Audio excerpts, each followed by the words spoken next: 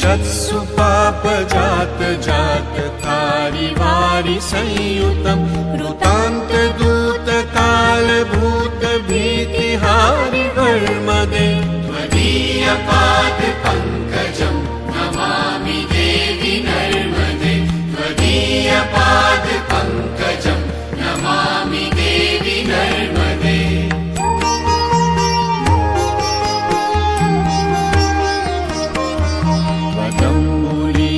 दीनमीन दिव्य संप्रदायकं कलौमलौघभारहारि